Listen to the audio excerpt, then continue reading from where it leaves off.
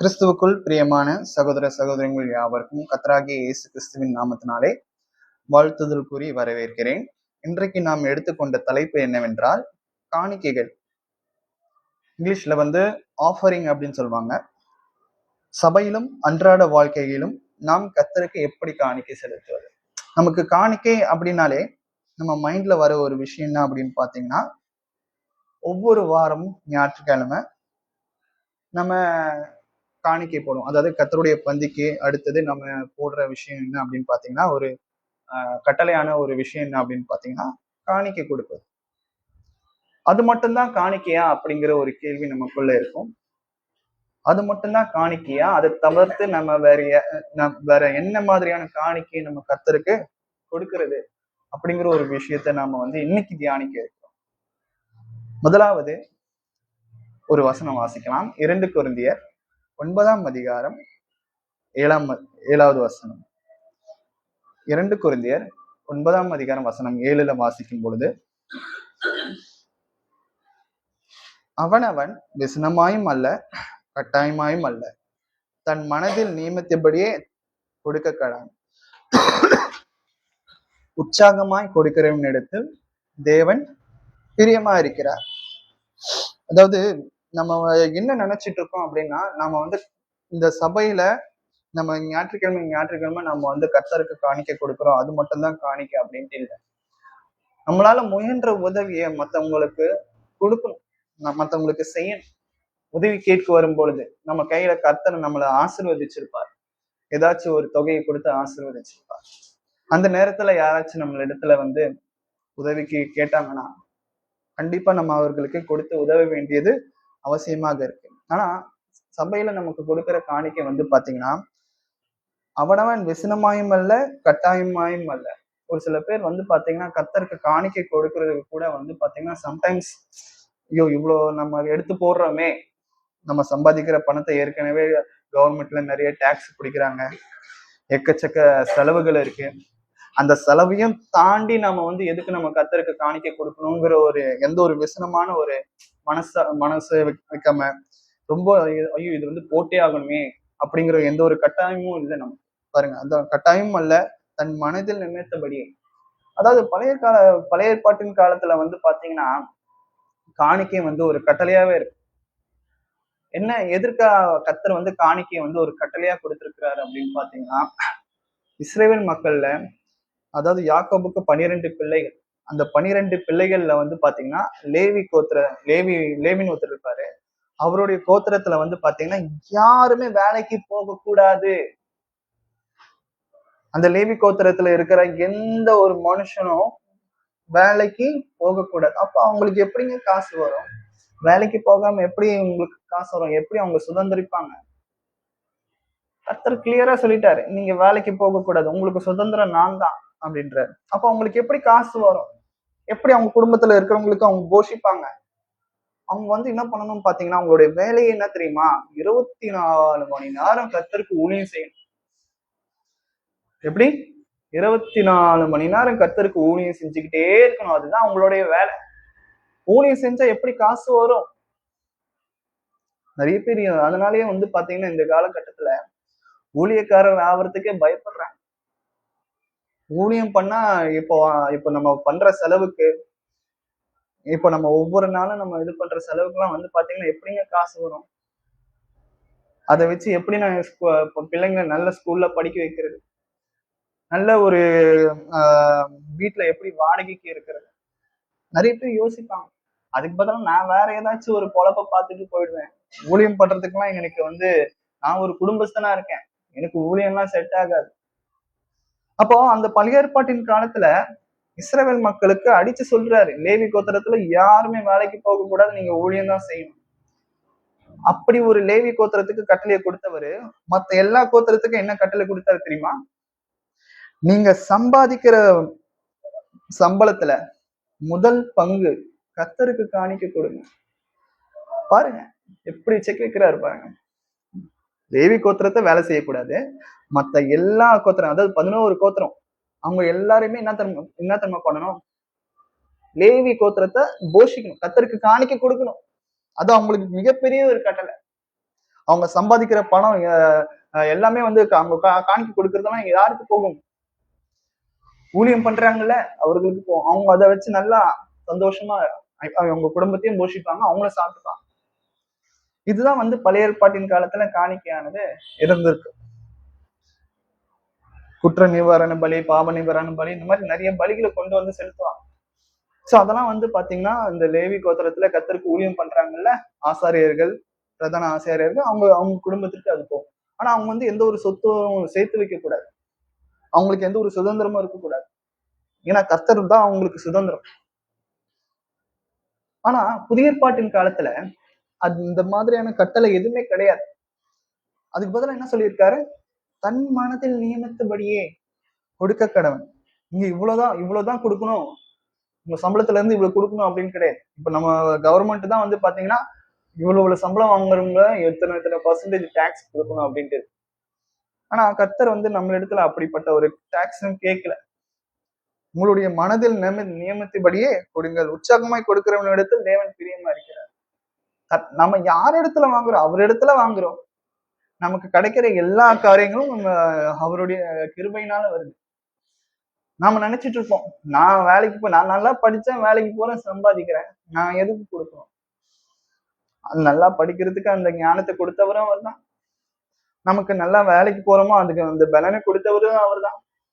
அந்த வேலையில நம்ம தேர்ச்சி பெறோம், அதுக்கு தேவையான எல்லா விதமான தாழ்ந்து கொடுத்தவரும் அவர் தான். அதிகாரிகள் கண்கள்ல இரக்கத்தை நமக்கு கொடுக்கிறதும் அவர் தான். இந்த எல்லா காரியங்களும் கர்த்தர் நமக்கு கொடுக்கும் பொழுது நாம நம்ம இடத்துல இருந்து அவருக்கு நம்ம என்ன கொடுக்குறோம் கொஞ்சம் யோசிச்சு பாருங்க. அப்போதான் நம்ம வந்து நான் கர்த்தருக்கு கொடுக்கிறேன் அப்படிங்கிற ஒரு மனசோடு கொடுங்க. கண்டிப்பா கர்த்தர் நம்மளை ஆசீர்வதிப்பார். அடுத்ததா கூட நம்ம வந்து வாசிக்கலாம். அவர் வந்து நம்ம இடத்துல வந்து பணத்தை எதிர்பார்க்கல, அந்த கொடுக்கிற அந்த மனப்பக்குவத்தை எதிர்பார்க்கிறான். இவன் நமக்காக கொடுக்குறானா? இப்போ சிறு பிள்ளைகளை நம்ம வந்து வளர்க்கிறோம். அவர்களை சின்ன வயசுல இருந்தே அந்த கொடுக்கிற மனப்பக்குவத்தை, தன்னிடத்தை வைத்திருக்கிற ஒரு பொருளை அவங்க ஷேர் பண்றாங்களா அப்படிங்கிறத பெற்றோர்கள் சம்டைம்ஸ் செக் பண்ணி பார்ப்பாங்க, டெஸ்ட் பண்ணுவாங்க. இவனுக்கு கொடுத்த பொருளை இவனே வச்சிருக்கானா, இல்லைன்னா மத்தவங்களுக்கு அது பகிர்ந்து கொடுக்குறானா அப்படின்ட்டு பெற்றோர்கள் டெஸ்ட் பண்ணுவாங்க. உங்ககிட்ட இருக்கிற பொருள் எனக்கு கொஞ்சம் தாப்பா. அந்த குழந்தை வந்து இல்ல நான் தரமாட்டேன், எனக்கே நானே வச்சுப்பேன் அப்படிங்கிற ஒரு மனம் பக்குவத்தோட இருக்கா, இந்தாப்பா நீங்களும் வச்சுக்கோங்க, இந்தாங்க கொஞ்சம் இந்தாங்க வச்சுக்கோங்க அப்படின்ட்டு அந்த ஒரு ஷேரிங், அந்த மனப்பக்குவம் வந்து மத்தவங்களுக்கு பகிர்ந்து கொடுக்கணும் அப்படிங்கிற ஒரு மனப்பக்குவம் அந்த குழந்தைக்கு இருக்கு அப்படின்ட்டு பெற்றோர்கள்லாம் ஒரு சில நேரத்துல வந்து தங்களுடைய குழந்தைய டெஸ்ட் பண்ணுவாங்க. அதே போல கர்த்தர் நம் பிதாவாகிய தேவன் யெகோவா தேவன் நம்மளை வந்து டெஸ்ட் பண்ற, கொடுத்ததும் அவர் தான். பெற்றோர்கள் எப்படி பிள்ளைகளுக்கு எல்லா விதமான விஷயத்த கொடுக்குறாங்களோ அதே போல பிதாவாகிய தேவன் நமக்கு கிடைக்கிற எல்லா ஆசீர்வாதமும் அவர் மூலியமா தான் நமக்கு கிடைக்குது. அந்த ஆசீர்வாதத்துல இருந்து ஒரு சில விஷயங்கள் நம்ம கர்த்தருக்கு திரும்ப கொடுக்கிறோமா அப்படிங்கிற ஒரு விஷயத்தை தான் அவர் வந்து நம்ம இடத்துல இருந்து எதிர்பார்க்கிறார். கொடுங்கள் அப்பொழுது உங்களுக்கு கொடுக்கப்படும். ஒரு விஷயத்த நம்ம பெறணும் அப்படின்னா ஒரு விஷயத்த நம்ம கொடுத்தாதான் ஒரு விஷயத்த நம்ம வந்து பெற முடியும். எதுவுமே நம்ம கையில இருந்து நம்ம வாங்க மட்டும்தான் செய்யறோம், ஆனா கொடுக்கறது.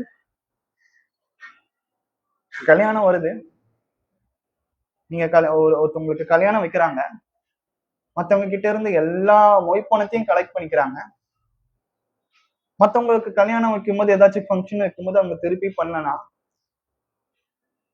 அப்ப கொஞ்சம் எப்படி இருக்கும் கொஞ்சம் யோசிச்சு பாருங்க. கண்டிப்பா ஒருத்தவங்க திரும்பி அது பண்ணணும். இல்லைன்னா நாளை பின்ன யாருமே நமக்கு வந்து எதுவுமே செய்யாம போவாங்க. அப்படியும் ஒரு சில விஷயங்கள் இருக்கு. கொடுங்கள் அப்பொழுது உங்களுக்கு கொடுக்கப்படும். மல்கியா 3ஆம் அதிகாரம் வசனம் 10 வாசிக்கலாம். ஆராதனை காரியங்கள்ல பழைய ஏற்பாட்டின் காலத்துல கொடுத்தல் அப்படிங்கிற ஒரு விஷயம் வந்து அது ஒரு பகுதியா இருந்திருக்கு. மல்கியா 3ஆம் அதிகாரம் வசனம் 10.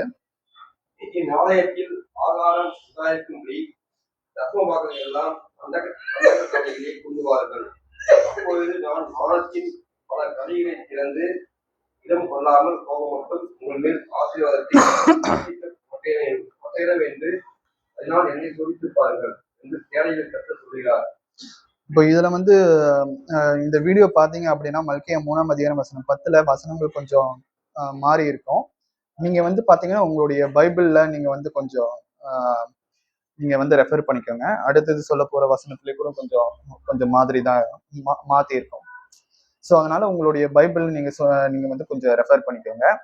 ஸோ கர்த்தர் வந்து சொல்கிறார், நீங்க வந்து எனக்கு கொடுத்து பாருங்க, என்ன சோதிச்சு பாருங்க அப்படின்ற. கர்த்தரை நம்ம சோதிக்க முடியுமா? அவர் தான் நம்மளை சோதிக்கிறதுக்கு எவ்வளவோ அதிகாரங்கள் இருக்கு. ஆனா அவரே வந்து பாத்தீங்கன்னா பர்மிஷன் கொடுக்கிறார். கர்த்தர் நமக்கு பர்மிஷன் கொடுக்கிறார். உங்க காணிக்கைகளை கொடுத்து எனக்கு சோதிச்சு பாருங்க, நான் திருப்பி தரமாட்டேனா தருவேனா தரமாட்டானா என்ன சோதிச்சு பாருங்க. கர்த்தர் நமக்கு பல மடங்கு தருவார். அந்த கொடுக்கிற மனப்பக்குவம் இருக்கணும். நீதிமொழிகள் 3ஆம் அதிகாரம் வசனம் 9.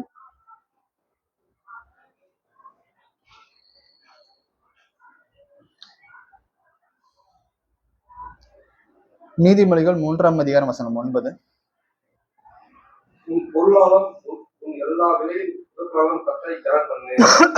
பாருங்க, உன்னுடைய பொருளாலும் எல்லா விதமான முதற் பலனாலும் ஒரு பிசினஸ் ஆரம்பிக்கிறோம், ஒரு நல்ல ஒரு லாபம் வருது. கர்த்தருக்கு கொண்டு போய் அந்த முதல்ல வர லாபத்தை கர்த்தருக்கு காணிக்க கொடுத்து அவர் எவ்வளவு சந்தோஷப்படுவார். நமக்கு ரொம்ப நாள் பாடுபட்டு கஷ்டப்பட்டு நல்லா படிச்சு லைஃப்ல முன்னேறி பல இன்டர்வியூலாம் அட்டன் பண்ணி கர்த்தர் ஒரு நல்ல ஒரு வேலையை கொடுத்திருக்கிறார். அந்த வேலையில கிடைக்கிற ஒரு முதல் சம்பளத்தை கொண்டு போய் நம்ம கர்த்தருக்கு காணிக்க கொடுக்கும் போது அவர் எந்த அளவுக்கு சந்தோஷப்படுவார்னு கொஞ்சம் யோசிச்சு பாருங்க. நம்ம அம்மா இருக்காங்க, இல்லைன்னா மனைவி இருக்காங்க. அந்த மனைவி இடத்துல அந்த காசை கொடுத்தோம் முதல் மாசம் சம்பளத்தை காசு கொடுக்கும் போது அவங்களுக்கு எந்த அளவுக்கு சந்தோஷப்படுவாங்க. அவர்கள் கையிலிருந்து நாம கர்த்தருக்கு காணிக்கை வாங்கும் பொழுது அவர்களும் சந்தோஷப்படுவாங்க. கர்த்தரும் ரொம்ப ரொம்ப ரொம்ப சந்தோஷப்படுவாங்க. பரவாயில்ல, நம்ம என்ன நினைக்கிறோம், நம்ம கையில இருந்து காசு போதே, நம்ம வந்து நம்மளுடைய செலவுகளை வந்து சந்திக்கிறதுக்காக வைத்திருந்த இந்த பணம், எவ்வளவோ கடன்கள் இருக்கு, அதற்காக நான் வைத்திருக்கிற இந்த பணம் அனாவசியமா கர்த்தருக்கு போதே அப்படின்னு தயவு செஞ்சு நினைச்சிடாது. நம்ம கர்த்தருக்கு கனத்தை கொடுக்கிறோம். நம்ம வந்து அந்த காணிக்கையினால, கர்த்தர் கொடுத்த அந்த காணிக்கையினால அவரை நம்ம கனப்படுத்துறோம், அவரை நம்ம முக்கியப்படுத்துறோம். எனக்கு இப்படிப்பட்ட ஒரு வேலை, அவருடைய கிருபை, அவருடைய இரக்கம் இல்லாம எனக்கு கிடைச்சிருக்காது. இந்த ஒரு மாசம் சம்பளத்தை எடுத்து நான் அவர்கிட்ட கொடுத்துட்டேன்னா அதுக்கு அடுத்த மாசம் அவர் என்ன வேலையை விட்டு தூக்கிட போறார். தொடர்ந்து ஆசீர்வதிக்க இருக்கிறார், இன்னும் மேன்மேலும் என்ன ஆசீர்வதிக்க இருக்கிறார். அப்படிதான் நம்ம நினைக்கணும். இந்த மல்கியா 3ஆம் அதிகாரம் வசனம் 10லயும் நீதிமொழிகள் 3ஆம் அதிகாரம் வசனம் 9லயும் வந்து பாத்தீங்கன்னா நீங்க உங்க பைபிளை வந்து ரெஃபர் பண்ணிக்கோங்க. அடுத்தது மார்க்கு 12ஆம் அதிகாரம் வசனம் 43 44 வாசிங்க.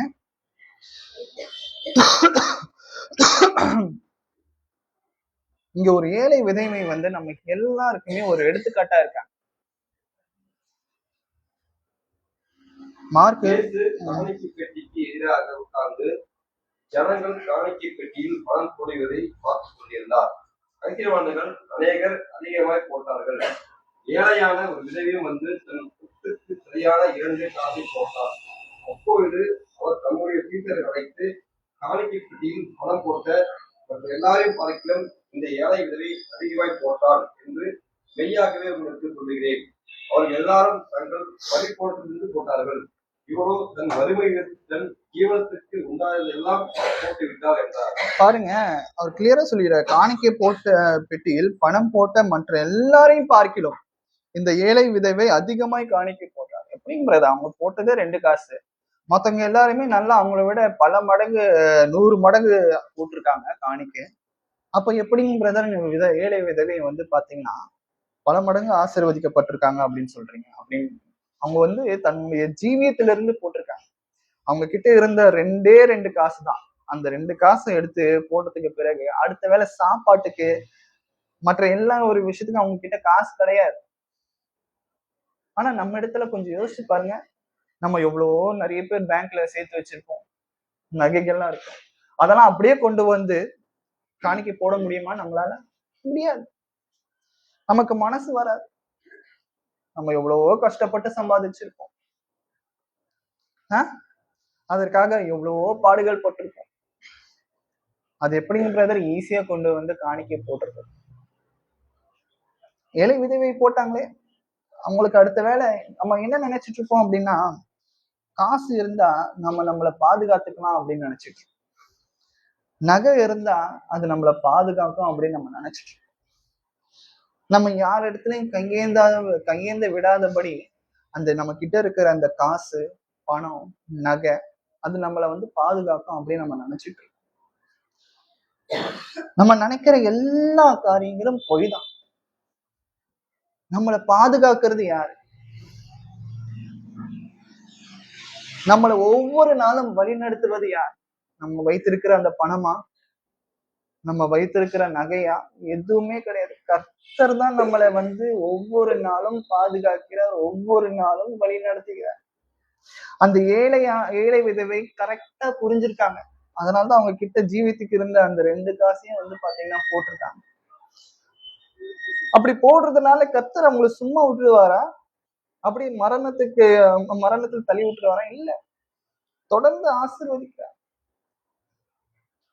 அப்போ நம்ம கர்த்தருக்கு வந்து நம்ம எவ்வளவு கொடுக்குறோம் அப்படிங்கிறது ஒரு முக்கியமான ஒரு விஷயம். இந்த வசனத்துல இருந்து நம்ம மெயினா கத்துக்கிற ஒரு விஷயம் என்னன்னா, நம்ம எவ்வளவு கொடுக்குறோம் அப்படிங்கிறது மேட்டரே இல்லை, ஒரு பொருட்டே இல்லை. அந்த கொடுக்குற அந்த மனப்பக்குவம் இருக்கு பாருங்க, உற்சாக மனதோடு நான் கர்த்தருக்காக கொடுக்கிறேன் அப்படிங்கிற ஒரு மனப்பக்குவத்தோடு நம்ம கொடுத்தோம் அப்படின்னா கர்த்தர் நம்மளை அபரிமிதமாக ஆசீர்வதிப்பார். இந்த ஒரு பழக்கம் தான் நமக்கு லைஃப்ல வந்து கடைசி வரைக்கும் இருக்கும். மத்தவங்க யாராச்சும் உதவி கேட்கும் போது நம்ம உற்சாக மனதோடு நம்ம செய்ய முடியும். முறுமுறுத்துக்கிட்டே ஐயோ இவன் வேற வந்து கேட்டுட்டானே, திருப்பி தருவான மாட்டானோ அப்படிலாம் நம்ம யோசிக்க தேவையில்லை. ஸ்தோத்திரம். அப்போஸ்தலர் நடபடிகள் 4ஆம் அதிகாரம் வசனம் 34, 35. அப்போஸ்தலர் நடபடிகள் 4ஆம் அதிகாரம் 34, 35.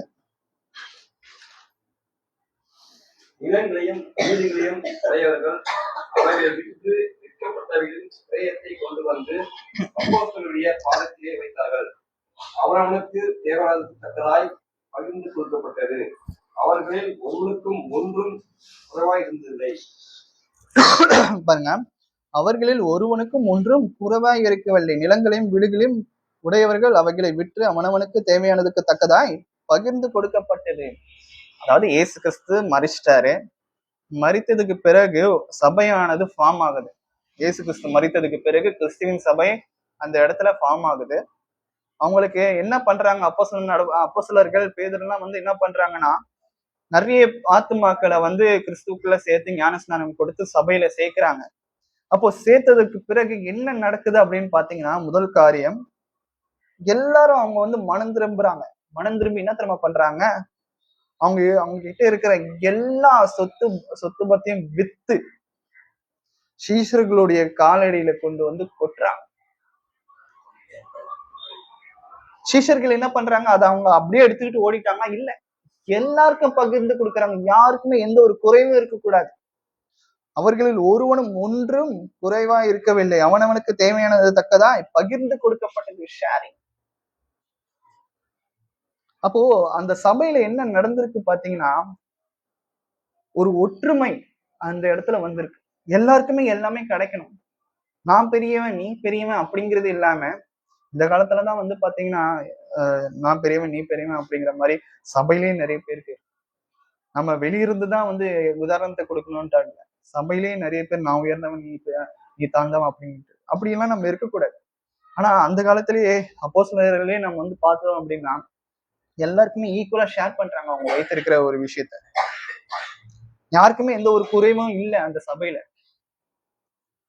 அப்போ அதுல இருந்து என்ன தெரியுது அப்படின்னா, அவங்க கர்த்தராகிய இயேசு கிறிஸ்துவினுடைய அன்பை அந்த இடத்துல வெளிப்படுத்துறாங்க. அடுத்தது ரோமர் 12ஆம் அதிகாரம் வசனம் 1.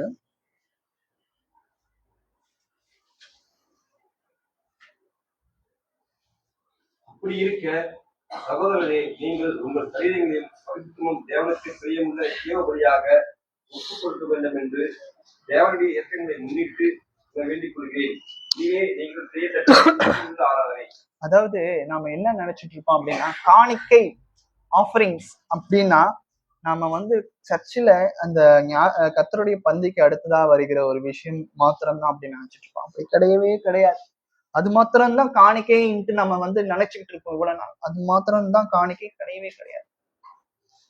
இன்னொரு ஒரு காணிக்கை இருக்கு. என்ன அப்படின்னு பாத்தீங்கன்னா, அப்படி இருக்க சகோதரரே, நீங்கள் உங்கள் சரீரங்களை பரிசுத்தமும் தேவனுக்கு பிரியமான ஜீவ பலியாக ஒப்பு கொடுக்க வேண்டும். நம்மளுடைய சரீரத்தையே நம்ம வந்து பாத்தீங்கன்னா காணிக்கையா கொடுக்கணும். ஜீவ பலியாக ஒப்பு கொடுங்க அப்படின்ற வேண்டிக் கொள்கிறேன். இதுவே நீங்கள் செய்யத்தக்க புத்தியுள்ள ஆராதனை. எப்படிங்க பிரதர் நான் வந்து என்னுடைய சரீரத்தை நான் வந்து காணிக்கையா கொடுக்கிறேன்? எல்லாருக்குமே ஒரு கேள்வி இருக்கு. உதாரணத்துக்கு நமக்கு எவ்வளவோ நேரங்கள் இருக்கு. எதற்கு? வேதம் வாசிக்கிறதுக்கு, ஜபம் பண்றதுக்கு, தேவனை துதிச்சு பாடுறதுக்கு, குடும்ப ஜபம் பண்றதுக்கு, நற்கிரியைகளை செய்கிறதுக்கு எவ்வளவோ நேரத்தை கொடுத்திருக்கிறார். அந்த நேரத்தை நாம கர்த்தருக்கு காணிக்கை கொடுக்கிறோமா? காணிக்கையாக கொடுக்கிறோமா? கர்த்தருக்காக நம்ம செலவழிக்கிறோமா? இதுதான் நம்மளுடைய சரீரத்தை நம்ம ஜீவ பலியா கொடுக்கறதுங்கிறது இல்ல. ஒரு நேரத்தையே நம்ம கர்த்தருக்காக செலவழிக்க மாட்டேன்றோம். ஆனா வந்து பாத்தீங்கன்னா சர்ச்சில் வந்து பாத்தீங்கன்னா அப்படியே கோடிக்கணக்குல வந்து ஒரு சில பேர் எல்லாம் போடுவாங்க காணிக்கையா. ஏன் அப்படின்னா அவங்களுடைய பாவம் வந்து போயிடும். பழைய ஏற்பாட்டு காலத்துல இருந்தே இருக்கு. உங்களுக்கு எல்லாருக்குமே தெரியும், இஸ்ரவேல் உடைய முதல் ராஜா சவுல் ராஜா அப்படின்னு சொல்லிட்டு அவர் ஏதாச்சும் ஒரு தப்பு பண்ணிட்டாருன்னா டக்குன்னு ஏதாச்சும் ஒரு பலியை வந்து போட்டுருவாரு. ஏதோ அந்த பலியை கொடுத்துட்டோம் அப்படின்னா கர்த்தர் வந்து ரொம்ப அவருடைய இருதயம் வந்து ரொம்ப குளிர்ந்து போயிடும், நம்மளுடைய பாவங்களை ஈஸியா மன்னிச்சிடுவாரு அப்படின்னு சொல்லிட்டு சவுல் ராஜா என்ன பண்ணுவாரு, சாமுவேல் தீர்க்கதரிசிக்கிட்ட சொல்லி அவருக்காக அவர் வந்து ஏதாச்சும் ஒரு தப்பு பண்ணிட்டு சாமுவேல் தீர்க்கதரிசிக்கிட்ட சொல்லி ஏதாச்சும் ஒரு ஆடு மாடு எல்லாத்தையும் பலி போட்டுருவாரு.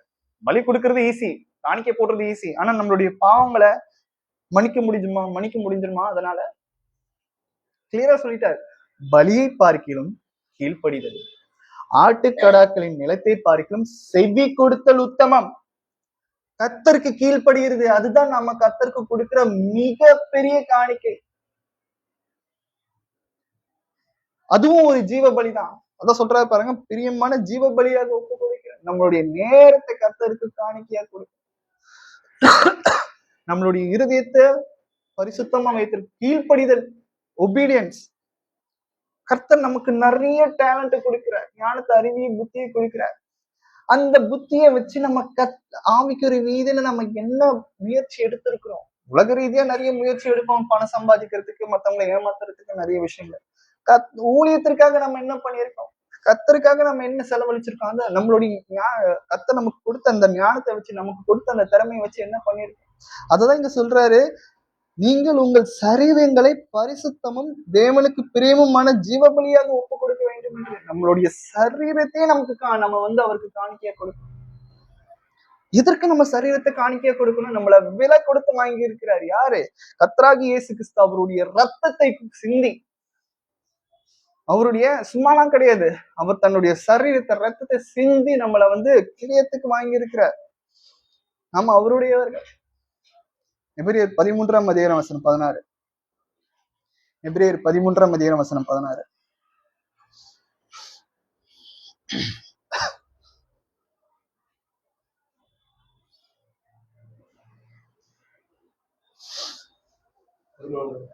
எபிரேயர் 13ஆம் அதிகாரம் வசனம் 16. அன்றியும் நன்மை செய்யவும் தானம் தர்மம் பண்ணவும் மறவாதீர்கள், இப்படிப்பட்ட வழிகளின் மீது தேவன் பிரியமாயிருக்கிறார். அதாவது அன்றியும், எபிரேயர் ஆசிரியர் சூப்பரா சொல்றாரு பாருங்க, அன்றியும் நன்மை செய்யவும் தர்மம் செய்யவும் மறவாதிருங்கள், இப்படிப்பட்ட பலிகளின் மேல் தேவன் பிரியமா இருக்கிறார். அந்த காலத்துல வந்து பாத்தீங்கன்னா, ஏற்கனவே நான் சொன்ன ஒரு விஷயம்தான், மக்கள் ஏதாச்சும் தவறுகள் செய்தா பாவங்களை மன்னிக்கிறதுக்கு பிரதான ஆசிரியர்கள் என்ன பண்ணுவாங்கன்னா, இளங்காலையும் வெள்ளாட்டு கடையும் வந்து அடிப்பாங்க. அவங்களுடைய பாவங்களை இது பண்றதுக்கு, என்ன தர்மம் செய்யறதுக்கு நிறைய பலிகளை வந்து கொடுப்பாங்க. அப்படிப்பட்ட பலிகள் மேல கர்த்தர் பிரியமா இருக்கிறாரா? இல்லைன்னா மத்தவங்களுக்கு நன்மை செய்கிற விதத்திலையும் தான தர்மம் பண்ற விதத்திலையும் தேவன் வந்து அப்படிப்பட்ட ஒரு பலிகளின் மீது கர்த்தர் பிரியமா இருக்கிறாருன்னு பார்க்கும் பொழுது, இரண்டாவதா சொன்னேன் பாத்தீங்களா, அந்த ஒரு பலிகளின் மீதுதான் கர்த்தர் வந்து ரொம்ப பிரியமா இருக்கிறார். மத்தவங்களுக்கு நன்மை செய்ய ஆரம்பிங்க. மத்தவங்களுக்கு தயவு செஞ்சு கெடுதல் நினைக்காதீங்க. மனசா மனசளவுல கூட கெடுதல் நினைக்காதீங்க. ஏன்னா நமக்கு வந்து பாத்தீங்கன்னா நம்ம நல்லா இருக்கக்கூடாது, நம்ம நாசமா போகணும் அப்படின்னு சொல்லிட்டு நம்மளுடைய முன்னேற்றத்தை தடுக்கணும். இவன் வந்து இன்னும் ஆவிக்குரிய ரீதியில அதிகமா வளர்ந்துட்டு வரானே, எல்லா மக்கள் மத்தியிலும் இவனுக்கு ஒரு நல்ல பேர் இருக்கே, அந்த பேரை கெடுத்து போடணும் அப்படிங்கிறதுக்காக நிறைய பேர் நமக்கு எதிரா பிரயாசப்பட்டாலும் சரி, முறுமுறுத்தாலும் சரி, தயவு செஞ்சு அவர்களை வந்து சபிக்காதீங்க. அவர்களுக்கு எதிராக வந்து குரல் கொடுக்காதீங்க. அவர்களுக்காக ஜெபம் பண்ணுங்க, நன்மை செய்யுங்க. நம்ம நன்மை செய்யும் பொழுது, அவர்களுக்காக ஜெபிக்கும் பொழுது, அவர்களுடைய தலையில நம்ம எரிகிற நெருப்ப வந்து அள்ளி கொட்டுற மாதிரி. தான தர்மம் செய்யவும் மறக்காதீங்க. கையில காசு வச்சிருக்கோம். யாராச்சும் கஷ்டம்னு வரும்போது, பிச்சை கேட்டு வரும்போது, என்கிட்ட எதுவுமே இல்லப்பா அப்படின்னு நம்ம வந்து செய்வோம். அப்படி இருக்காது. ஒரு சில பேர் நம்மள வந்து ஏமாத்துறதுக்காகவே பிச்சை கேட்டு வருவாங்க. நாம கொடுக்குற நம்மளுடைய கடமை கேட்கிறவங்களுக்கு கொடுக்குறது. ஒருவேளை அவனுடைய இன்டென்ஷன் வந்து நம்மளை ஏமாத்துற ஒரு விஷயமா இருந்தா அது கர்த்தர் பார்த்துப்பாரு. அவ்வளவுதான். எபிரேயர் 13ஆம் அதிகாரம் வசனம் 15 கூட வாசிங்க.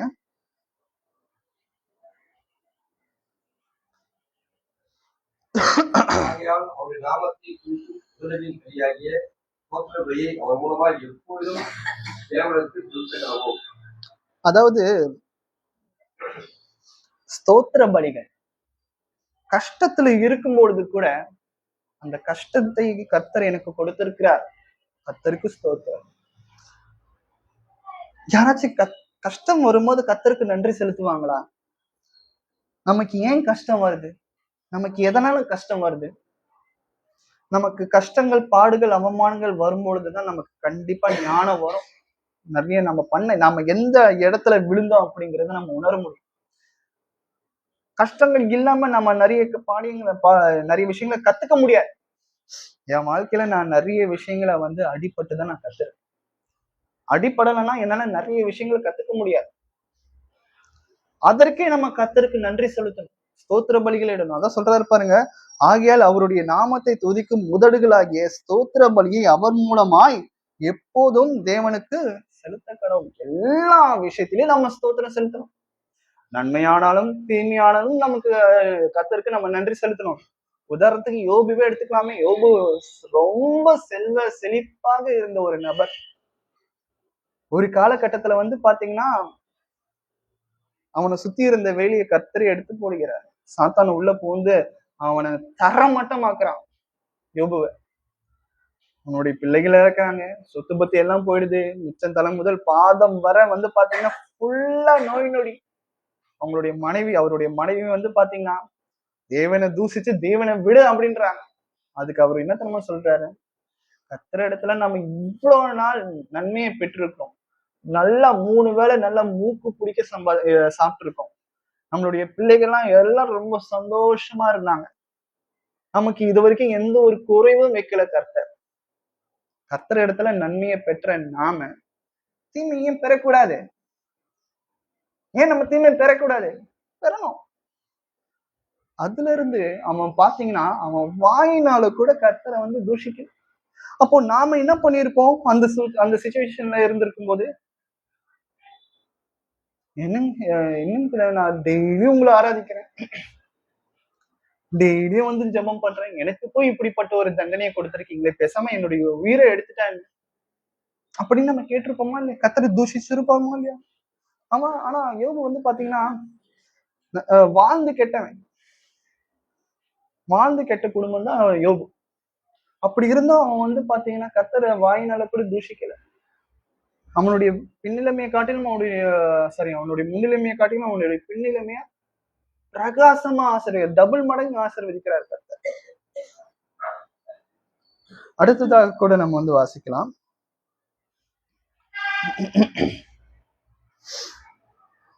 ஒரு சில பேர் வந்து பாத்தீங்கன்னா சர்ச்சில் நல்லா காசு போடுவாங்க, காணிக்கை போடுவாங்க. ஆனா அவங்க வந்து பாத்தீங்கன்னா சபைக்கு வர்றது கம்மியா இருக்கும். அதுக்கப்புறம் வந்து பாத்தீங்கன்னா கர்த்தருக்கு பிரியமில்லாத காரியத்தை வந்து பண்ணிட்டு இருப்பாங்க. அடிக்கடி சபைக்கு வர மாட்டாங்க. ஆனா இதெல்லாம் பண்ணிட்டு காணிக்கை வந்து அதிகமா போட்டா கர்த்தர் அதை ஏற்றுக்கொள்வாரா? கொஞ்சம் யோசிச்சு பாருங்க. இன்னும் ஒரு சில நபர் இருக்காங்க. கர்த்தருக்கு வந்து ரொம்பலாம் காணிக்கை போட மாட்டாங்க. ஒரு அவங்களுக்கு முடிஞ்ச காணிக்கையை போடுவாங்க. ஆனா அதே சமயத்துல சபைக்கு தேவையான எல்லா நன்மையான காரியங்களும் செய்வாங்க. மத்தவங்கள மன்னிப்பாங்க. கர்த்தருக்கு கீழ்ப்படிஞ்சு நடப்பாங்க. இந்த 2 நபர்ல கர்த்தர் யாரை ஆசீர்வதிப்பார்? அதிகமா காணிக்கை போட்டவங்களா? இல்லன்னா அளவா காணிக்கை போட்டு கர்த்தருக்கு கீழ்ப்படிஞ்சு நடக்கிறவங்க. அளவா காணிக்கை போட்டோம்னா அவங்களால முடிஞ்ச காணிக்கை அவங்க போட்டு கர்த்தருக்கு கீழ்ப்படிஞ்சு நடக்கிறவங்களையா? அப்படிங்க நம்ம யோசிச்சு பார்ப்போம். அப்போ 2வது நபரை தான் கர்த்தர் வந்து தேர்ந்தெடுப்பார். மத்தேயு 6ஆம் அதிகாரம் வசனம் 1. எப்படியெல்லாம் காணிக்கை கொடுக்க கூடாது அப்படிங்கிற ஒரு விஷயத்தையும் கர்த்தர் வந்து சொல்லியிருக்கிறார் பாருங்க. மத்தேயு 6ஆம் அதிகாரம். அவருக்கு முன்பாக உங்கள் தர்மத்தை செய்யாதபடிக்கு எச்சரிக்கையா இருங்கள். செய்தால் பரலோகத்தில் இருக்கிற உங்கள் பிதாவினிடத்தில் உங்களுக்கு பலன் இல்லை. பாருங்க, நிறைய பேர் வந்து பாத்தீங்கன்னா ஒரு நிறைய பழமொழிகள் இருக்கு. பைபிளையும் அந்த பழமொழி இருக்கு. இடது கைக்கு கொடுக்கிற ஒரு விஷயம் வலது கைக்கு தெரியக்கூடாது, வலது கைக்கு கொடுக்கிற ஒரு விஷயம் இடது கைக்கே தெரியக்கூடாது அப்படின்னு. ஆனா ஒரு சில பேர் வந்து என்ன பண்ணுவாங்கன்னா, யாராச்சும் ஏதாச்சும் சின்ன நன்மையை செஞ்சா கூட அதை போட்டோ எடுத்து பேனர் அடிச்சு ஒட்டிடுவாங்க. அப்போ என்னது இது? அப்போ இங்க மத்தேயு 6ஆம் அதிகாரம் வசனம் 1 சொல்ற விஷயம் நிறைவேறிடுச்சே. மனுஷர் காண வேண்டும் என்று அவர்களுக்கு முன்பாக உங்கள் தர்மத்தை செய்யாதபடிக்கு எச்சரிக்கையா இருங்கள் அப்படின்றாரே. நிறைய பேர் இப்போ சோசியல் மீடியால, இன்ஸ்டாகிராம்ல, பேஸ்புக்ல, யூடியூப்ல அவங்க பண்ற எல்லா தான தர்மத்தையும் மனுஷன் பார்க்கணும். நான் நல்லவன் அப்படிங்கிறது உலக மக்கள் வந்து உணரணும், பேசணும். ஆனா கர்த்தர் வந்து அதை பார்க்கிறாரா? அதுல இருந்து அவருக்கு பிரியமா இல்லை. நாம பண்ற ஒவ்வொரு நன்மையான காரியங்கள் தான தர்மமா இருந்தாலும் சரி, அது கர்த்தருடைய பார்வையில மாத்திரம்தான் அது செய்யும். கர்த்தருடைய பார்வையில மாத்திரம்தான் அது செய்யும். இப்போ சபைக்கு யாராச்சும் வந்து பாத்தீங்கன்னா, சபைக்கு உதவுங்க, நாங்க சர்ச் பில்டிங் கட்டிட்டு இருக்கோம் அப்படின்னு யாராச்சும் கேட்கிறாங்க. அதுக்கு உண்டான ஒரு உதவித்தொகையை உங்களால முடிஞ்சா கொடுங்க அப்படின்னு ஒருத்தர் வந்து கேட்கிறாங்க. நம்ம சென்ட் பண்ணிட்டு ஸ்கிரீன்ஷாட் போட்டு இதை நான் தான் பண்ணேன், இவ்வளவு அமௌண்ட் நான் செலுத்தியிருக்கேன் அப்படின்னு ஒரு சில பேர் சொல்லுவாங்க. ஏன்னா நான் இவ்வளவு போட்டிருக்கேன். இன்னும் ஒரு சில பேர் வந்து பாத்தீங்கன்னா, அது எனக்கும் கர்த்தருக்கும் மாத்திரம் தான் தெரியும் அப்படின்னு சொல்லிட்டு அமௌண்ட்டை மட்டும் செட் பண்ணியிருப்பாங்க, அமௌண்ட்டை மட்டும் கொடுத்துருப்பாங்க. ஆனா நான் தான் இது சென்ட் பண்ணியிருக்கேன், நான் தான் இவ்வளவு அமௌண்ட் கொடுத்துருக்கேன் அப்படின்னு சொல்ல மாட்டேன். ஏன் அப்படின்னா அந்த அமௌண்ட் வந்து பாத்தீங்கன்னா கொடுத்துட்டேன், அவர் கேட்டவருக்கு கொடுத்துட்டேன். அது எனக்கும் கர்த்தருக்கும் மாத்திரம் தெரிஞ்சா போதும். சபையில நான் போய் அறிவிக்கணும், 4 பேர் மத்தியில நான் அதை போய் சொல்லணும் அப்படிங்கிறது எனக்கு, அதை நான் பதிவு பண்ணணும், நான் தான் கொடுத்தேன் அப்படிங்கறத பதிவு பண்ணணும் அப்படிங்கிறது எனக்கு இல்லை. இது ஒரு உதாரணம் தான். மனுஷர் காண வேண்டும் என்று அவர்களுக்கு முன்பாக உங்கள் தர்மத்தை செய்யாதபடிக்கு எச்சரிக்கையா இருங்கள். நம்மளுடைய கடமை கொடுப்பது. கொடுத்தது நமக்கும் கர்த்தருக்கும் தெரிஞ்சா மாத்திரம் போதும். வேற யாருக்குமே வேற யாருக்குமே அது தெரியணுங்கிற அவசியம் கிடையாது. தெரிஞ்சிச்சுன்னா உங்களுடைய எல்லா பேரு புகழ் எல்லாமே மனுஷங்கள் இடத்துல இருந்து நீங்க பெற்றுக்கொள்கிறீங்க. ஆனா கர்த்தர் இடத்துல இருந்து உங்களுக்கு அப்படிப்பட்ட ஒரு புகழ் வருமா? கொஞ்சம் யோசிச்சு பாருங்க. 2 கொரிந்தியர் 9ஆம் அதிகாரம் வசனம் 7 கூட வாசிங்க. 2 கொரிந்தியர் 9ஆம் அதிகாரம் வசனம் 7. அவனவன் நியாயமில்ல தன் மனதில் நியமத்தபடியே கொடுக்கிறவன் உற்சாகமாய் கொடுக்கிறவனுக்கு தேவன் பிரியமாய் இருக்கிறார். ஓகே, இப்போ வந்து நம்ம வந்து எப்படிலாம் காணிக்கையை கொடுக்க கூடாது அப்படிங்கிற ஒரு விஷயத்தை குறித்து நம்ம வந்து யோசிச்சுக்கிட்டு இருக்கோம். ஒரு சில பேர் காணிக்கையை வந்து ஏற்கனவே நான் சொன்ன மாதிரி வேண்ட வெறுப்பா போடுவாங்க. ஏற்கனவே நம்ம கிட்ட கஷ்டங்கள் இருக்கு, எதுக்கு நம்ம போய் போட்டுட்டு அப்படின்னு கூட நினைச்சிருப்பாங்க. அனனியா சப்பிரான் மாதிரி ஒரு சில பேர் வந்து பாத்தீங்கன்னா வஞ்சித்து வச்சு ஒரு சில பேர் போடுவாங்க. இன்னும் ஒரு சில பேர் வந்து பாத்தீங்கன்னா சந்தோஷமா இல்லாம ஒரு மன கவலையோட போட்டிருக்காங்க. அதெல்லாம் அந்த மாதிரியான காணிக்கையை வந்து கர்த்தர் வந்து எதிர்பார்க்க மாட்டார், அங்கீகரிக்க மாட்டார். உதாரணத்துக்கு காயின் ஆபேல் உங்க எல்லாருக்குமே நல்லா தெரியும். காயினும் காணிக்கை போடுறான், ஆபேலும் காணிக்கை போடுறான். ஆனா ஆபேலோட காணிக்கையை தான் கர்த்தர் வந்து அங்கீகரிக்கிறார். காயினோட காணிக்கை வந்து கர்த்தர் அங்கீகரிக்கல. ஏன்னா அவனுடைய இருதயம் வந்து ரொம்ப மோசமான ஒரு இருதயமா இருந்தது. அடுத்ததா கூட நம்ம வந்து வாசிக்கலாம். யோவான் 3ஆம் அதிகாரம் வசனம் 16.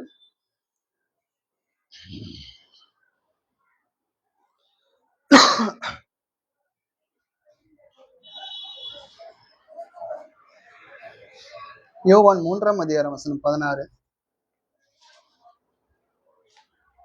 தேவன் தம்முடைய ஒரே பேரான குமாரனை விசுவாசிக்கிறவன் எவனோ அவன் விட்டு போகாமல் நித்திய ஜீவனை அடையும்படிக்கு அவனை தந்தொழி இவ்வளவாய் உலகத்தில் அன்பு கூர்ந்தார். பாருங்க, நாம என்ன நினைச்சிட்டு இருக்கோம் அப்படின்னா, நாம தான் கர்த்தர் இடத்துல முன்னாடி அன்பு கூர்ந்திருக்கிறோம். அவர் என் மேல அன்பு கூறுறதுக்கு முன்னாடி, அவர் என் மேல அன்பா இருக்கிறதுக்கு முன்பாக, அவர் என் மேல ரொம்ப பிரியமா கிருபையை கொடுக்கறதுக்கு முன்பாக, நான் தான் அவர் இடத்துல ஃபர்ஸ்ட் நான் அன்பு வைத்திருக்கிறேன்.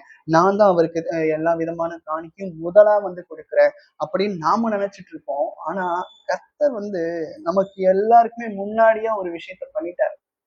அவர் நம்மிடத்துல முந்தி, அதாவது ஒரு சில பேர் வந்து கனம் பண்றதுல முந்தி கொள்வாங்க. ஆனா கர்த்தர் வந்து அன்புல நம்ம இடத்துல நாம அவர் இடத்துல அன்பு வைக்கிறதுக்கு முன்பாக அவர் நம்ம இடத்துல அன்பு வைத்திருக்கிறார். எப்படி அன்பை காட்டி இருக்கிறார் அப்படின்னா, தன்னுடைய ஒரே பேரான குமாரனை விசுவாசிக்கிறேன்னு வேணும், அவன் கெட்டு போகாமல் நித்திய ஜீவனை அடையும்படிக்கு அவரை தந்தருளி. பாருங்க, அவர் நமக்கு ஆஃபர் பண்ற ஆஃபரிங் காணிக்க கொடுக்கிற தன்னுடைய சொந்த மகன். தன்னுடைய சொந்த மகன் யாரு? கர்த்தராகிய இயேசு கிறிஸ்து. அவரையே நமக்காக காணிக்கையா கொடுத்திருக்கிறார். பாருங்க, இந்த சொல்றாரு, அவரை தந்தருளி இவ்வளவாய் உலகத்தில் அன்பு கூர்ந்தார். எப்படிப்பட்ட ஒரு காணிக்கைய பிதாவாகிய தேவன், யெகோவா தேவன் நமக்காக கொடுத்திருக்கிறார். நாம கையில வச்சிருக்கிற ஒரு 5 ரூபாய் 10 ரூபாய் அப்படிங்கிற காசை கொடுக்கறதுக்கே நாம வந்து ஒரு சில நேரத்துல யோசிக்கும் பொழுது, இன்னும் ஒரு சில பேர் இருக்காங்க, இருக்கிற கிழிஞ்ச நோட்டு, செல்லாத காசு, அது கடையில கொடுத்தா ஏமாற மாட்டேன்றாங்க. சரி, ஓகே, நம்ம காணிக்கையா போட்டுருவோம், அதெல்லாம் நமக்கு வந்து பயனுள்ளதா இருக்கு போல அப்படின்லாம் கூட நம்ம வந்து ஒரு சில பேர் நினைக்கிறோம். ஆனா கர்த்தர் வந்து அப்படிலாம் நினைக்காம தன்னுடைய சொந்த மகன் கர்த்தராகிய இயேசு கிறிஸ்து நமக்காக ஜீவ பலியாக, எவ்வளவு பெரிய காணிக்கை தெரியுமா நமக்காக கொடுத்திருக்கிறார். நம்ம இவ்வளவு நேரம் நினைச்சிட்டு இருப்போம், நாம தான் கர்த்தருக்கு காணிக்கை கொடுக்கிறோம், நாம தான் கர்த்தருக்கு காணிக்கை கொடுக்கிறோம். நம்ம எல்லாருக்கும் முன்பாக அவர் நமக்காக தன்னுடைய சொந்த குமாரனை நமக்காக காணிக்கையா கொடுத்திருக்கிறார். எபேசியர் 5ஆம் அதிகாரம் வசனம் 2 கூட நம்ம வந்து வாசிக்கிறோம். பாருங்க, எபேசியர் 5ஆம் அதிகாரம் வசனம் 2.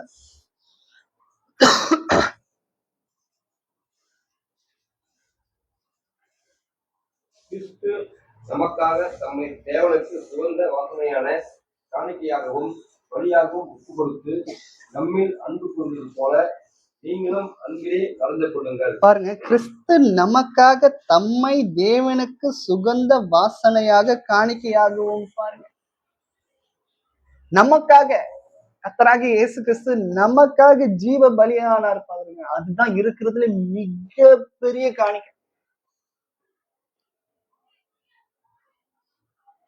நம்ம நினைக்கிறோம், நம்ம வாங்குற சம்பளத்தை வந்து முதல் மாசம் சம்பளத்தை கொண்டு போய் கர்த்தருக்கு காணிக்க கொடுக்கணும், அது ஒரு மிகப்பெரிய விஷயம் தான்.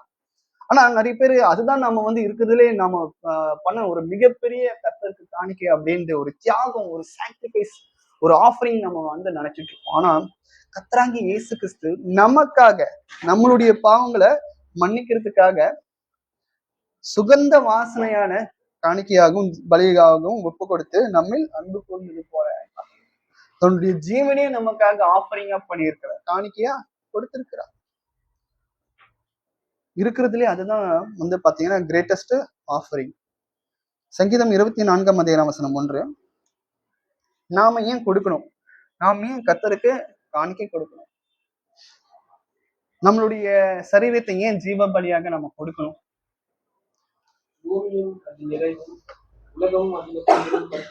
பாருங்க, நாம ஏன் கர்த்தருக்கு காணிக்கை கொடுக்கணும் அப்படின்னா, நம்ம கிட்ட இருக்கிற எல்லாம், இந்த சட்டை, வாட்சு, பேண்ட், ஷூ, எல்லாமே இந்த பூமியில நம்ம பார்க்குற எல்லா காரியங்களும், மரம், செடி, வீடு, பில்டிங், எல்லாமே அவருடையது. பூமியும் அது நிறைவும் உலகமும் அதில் உள்ள குடிகளும் கர்த்தருடையது.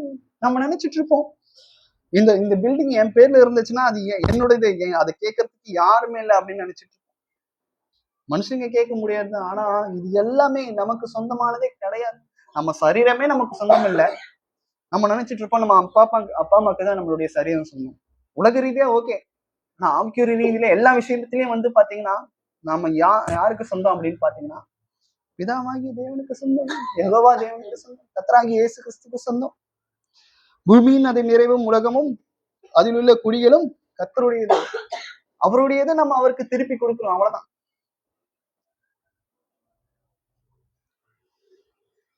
ஒரு சில பேருக்கு வந்து பாத்தீங்கன்னா பேராசை பேராசை வந்து இருந்துகிட்டே இருக்கும். இங்கிலீஷ்ல வந்து கிரீடினஸ் அப்படின்னு சொல்லுவாங்க. ஒரு காசு கிடைக்கும், அது அவங்களுக்கு பத்தாது, இன்னும் திரும்ப வேணும் வேணும் வேணும் அப்படிங்கிற மாதிரி எதிர்பார்த்துக்கிட்டே இருப்பாங்க. அப்படிப்பட்ட அந்த கிரீடினஸ், அப்படிப்பட்ட ஒரு பேராசைய முற்றிலுமா ஒழிக்கணும் அப்படின்னா மத்தவங்களுக்கு கொடுக்க பழகும். அந்த கொடுக்குற அந்த மனப்பக்குவம் ஸ்டார்டிங்ல கொஞ்சம் கொஞ்சமா ஆரம்பிச்சாலே போதும். நமக்கு எப்போ எல்லாமே எல்லாமே நம்ம ஒரே நாள்ல வந்து பெரிய ஒரு தியாகியா ஒரு நல்ல ஒரு மனுஷனை மாறிட முடியாது. Practice makes a man perfect.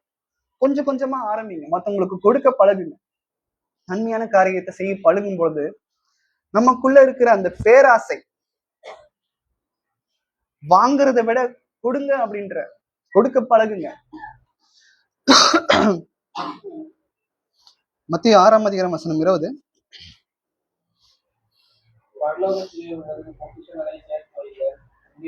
பூச்சியாவது துருவாவது எடுக்கிறதும் இல்லை, அங்கே திருடம் கண்ணமிட்டு திருடவும் இல்லை. இப்போ நம்ம ஏன் கொடுக்குறோம் அப்படின்னா, ஏன் காணிக்கை கொடுக்கணும், ஏன் மத்தவங்களுக்கு நம்மளால முயன்ற ஒரு உதவி நம்ம செய்யணும் அப்படின்னா, கர்த்தராகிய இயேசு கிறிஸ்துனுடைய அடிச்சவடுகளை நம்ம நடக்கிறோம். கர்த்தராகிய இயேசு கிறிஸ்து அந்த நேரத்துல இருந்திருந்தாருன்னா என்ன பண்ணியிருப்பார் அப்படிங்கிறத நம்ம வந்து யோசிக்கும் பொழுது அவரும் நன்மையான காரியங்களை நல்லபடியா காணிக்கை கொடுத்திருப்பார். உற்சாக மனதோட எல்லாருக்குமே நல்ல நன்மையான ஒரு காரியங்களை வந்து செய்திருப்பார். இங்க கூட சொல்றாங்க மத்திய 6:20 பரலோகத்திலே உங்களுக்கு பொக்கிஷங்களை சேர்த்து வையுங்கள். பாருங்க, இப்போ நகை விற்கிற விலைக்கு 1,14,000 ரூபாய் அந்த மாதிரி போயிட்டு இருக்கு ஒரு சவரம். இந்த மாதிரியான சூழ்நிலையில உங்ககிட்ட இருக்கிற ஒரு நகையை கொண்டு போய் சர்ச்சில் நீங்க காணிக்க கொடுக்கணும்ட்டு இல்லை, அதை வித்து ஏழை தரித்திரருக்கு கொடுங்க அப்படின்னா எத்தனை பேர் நம்ம ரெடியா இருக்கோம் கொஞ்சம் யோசிப்பாங்க. யாருமே கை தூக்க மாட்டோம்.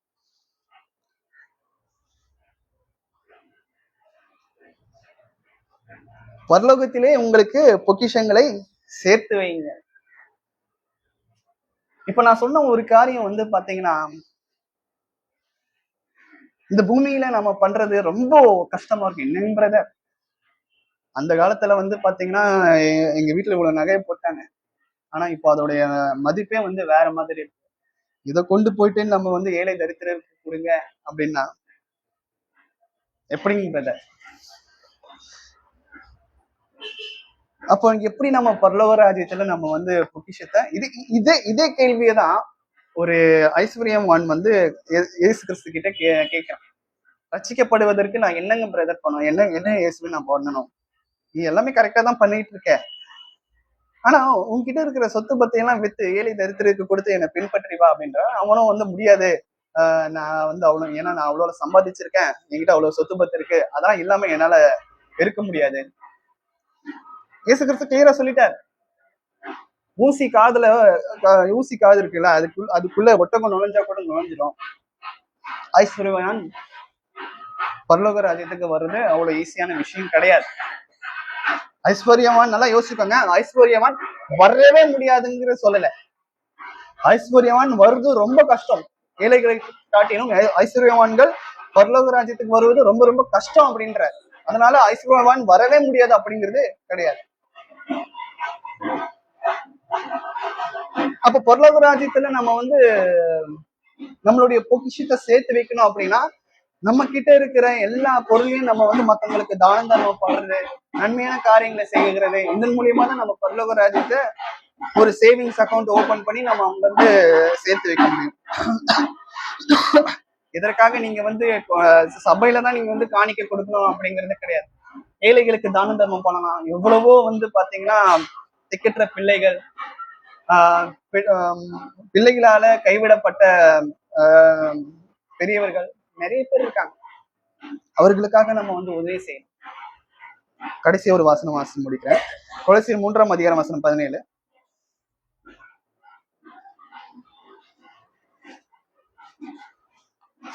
கொலோசியர் 3ஆம் அதிகாரம் வசனம் 17. அதையெல்லாம் கர்த்தராகிய இயேசுவின் நாமத்தினாலே செய்து அவர் முன்னிலையாக பிதாவாகிய தேவனை ஸ்தோத்திரியுங்கள். வார்த்தையினாலாவது கிரியையினாலாவது நீங்கள் எதை செய்தாலும் அதையெல்லாம் கர்த்தராகிய இயேசுவின் நாமத்தினாலே செய்து அவர் முன்னிலையாக பிதாவாகிய தேவனை ஸ்தோத்திரியுங்கள். அப்ப உண்மையான காணிக்கை என்ன அப்படின்னா, சபையில கொடுக்கிற காணிக்கையும் ஓகே தான். நீங்க சபையை தவிர்த்து வெளியும் நம்ம வந்து மற்றவங்களுக்கு நன்மையான செய்யற காணிக்கையும் ஓகே தான். ஒவ்வொரு நாளும் நம்ம கர்த்தருக்கு எல்லா விஷயத்தையும் சாக்ரிஃபைஸ் பண்ணணும். நேரம், நமக்கு கொடுக்கிற டேலண்ட் எல்லாம் நமக்கு கீழ்ப்படிதல், கர்த்தருக்கு கீழ்ப்படிதல் கண்டிப்பா முக்கியம். பலியை பார்க்கணும் கீழ்ப்படிதலும், ஆட்டுக்கடற்களின் நிலத்தை பார்க்கணும் செவி கொடுத்தலும் உத்தமம்ன்றாங்க. பாருங்க, வார்த்தையினாலும் கிரையினாலாவது நீங்கள் எதை செய்தாலும் அதையெல்லாம் கர்த்தராகிய இயேசுவின் நாமத்தினாலே செய்து அவர் முன்னிலையாக பிதாவாகிய தேவனை ஸ்தோத்திரியுங்கள். பாருங்க, கர்த்தராகிய இயேசு கிறிஸ்துவின் நாமத்தினாலே நம்ம வந்து செய்யணும். இப்போ ஒரு குடும்பத்துல ஒரு பெரியவர் இருக்காரு, ஒரு மாமனார் இருக்கிறான்னு வச்சுக்கோங்களேன், ஒரு மருமகா இருக்கான். மருமகன் வந்து ஏதாச்சும் ஒரு வாழ்க்கையில ஒரு முக்கியமான ஒரு டிசிஷன் எடுக்கும் பொழுது மாமனார் என்ன எதிர்பார்ப்பாரு? நம்மளுடைய மருமகன் என்கிட்ட ஏதாச்சும் கலந்து பேசுறானா, நம்ம கிட்ட கலந்து பேசி ஏதாச்சும் ஒரு முடிவு எடுக்கிறானா, இல்லைன்னா தன்னிச்சையா ஒரு முடிவு எடுக்கிறானா? ஒரு பெரியவங்க இருந்தா அந்த வீட்டுல அவங்க பெரியவங்க, மாமனார் மருமகன் அப்படின்ட்டு இல்லாம ஒரு வீட்டுல ஒரு பெரியவங்க இருக்காங்கன்னு வச்சுக்கோங்க, என்னுடைய மகன் என்கிட்ட கலந்து பேசி ஒரு முடிவு எடுக்கிறானா, இல்ல தனிப்பட்ட ஒரு விதத்துல ஒரு முடிவு எடுக்கிறானா, இல்ல என்கிட்ட ஏதாச்சும் ஒரு பர்மிஷன் ஏதாச்சும் கேட்கிறானா, பெரியவங்க கண்டிப்பா எதிர்பார்ப்பாங்க. அப்படிப்பட்ட உலக ரீதியான பெரியவங்களை நான் எதிர்பார்க்கும் பொழுது கர்த்தர் எதிர்பார்க்க மாட்டாரா? நம்மளை உண்டாக்கின கர்த்தர் எதிர்பார்க்க மாட்டாரா? வார்த்தையினாலாவது கிரையினாவது நீங்க எதை செய்தாலும் அதையெல்லாம் கர்த்தராகிய இயேசுவின் நாமத்தினாலே செய்து அவர் முன்னிலையாக பிதாவாகிய தேவனை ஸ்தோத்திரியுங்கள். அப்ப இன்னைக்கு நாம வந்து நிறைய காரியங்களை வந்து கற்றுக்கொண்டோம். காணிக்கைனா என்ன, எப்படிப்பட்ட காணிக்கையை கர்த்தர் விரும்புகிறார், சர்ச்சில போடுவது மட்டும்தான் காணிக்கையா, இல்லைன்னா வெளியே போய் நம்ம வந்து மற்ற எல்லாருக்கும் நன்மை செய்கிறது காணிக்கையா அப்படிங்கிறத நம்ம வந்து வாசிச்சோம். எப்படிப்பட்ட மனதோட நாம கர்த்தருக்கு காணிக்கை கொடுக்கணும் அப்படிங்கிற காரியத்தை குறித்து கூட நம்ம வந்து வாசிச்சோம். நம்ம நேரத்தை கர்த்தருக்காக செலவிடுகிறதே ஒரு காணிக்கை தான். நம்மளுடைய சரீரத்தை ஜீவ பலியாக கர்த்தருக்கு நம்ம காணிக்கை கொடுக்கறதும் ஒரு விஷயம், ஒரு விதமான ஒரு காணிக்கை தான். பழைய ஏற்பாட்டின் காணிக்கையில எப்படி மக்கள் வந்து தசம பாகத்தை கொடுத்தார்கள். நாம கர்த்தர் தான் நம்ம வந்து ஒரு சில நேரத்துல சோதிப்போம். ஆனா நாம கர்த்தரை சோதிக்கிற ஒரே விஷயம் என்ன தெரியுமா? நம்ம எந்த அளவுக்கு காணிக்கை கொடுக்கிறோமோ அதை வச்சு கர்த்தரை நம்ம வந்து சோதிக்கலாம். அவரே நமக்கு பர்மிஷன் கொடுக்குறாரு. மல்கியா 3ஆம் அதிகாரம் வசனம் 10 நம்ம வந்து வாசிக்கணும். அதையெல்லாம் நம்ம வந்து இன்னைக்கு தியானித்தோம். இன்னைக்கு தியானித்த விஷயத்தை நீங்க வீட்டுல போய் வாசிச்சு பாருங்க. வாசிச்சு பாக்குறது மாத்திரம் இல்லாம உங்களுடைய அன்றாட வாழ்க்கையில அதை செயல்படுத்தும் போது கீழா இருக்கிற நம்மளை கர்த்தர் ஆட்டோமேட்டிக்கா உயர்த்தக்கூடியவரா இருக்கு. பொறுமையை கேட்டு உங்கள் அனைவருக்கும் நன்றி. கர்த்தர் தாமே உங்களை ஆசீர்வதிப்பாராக.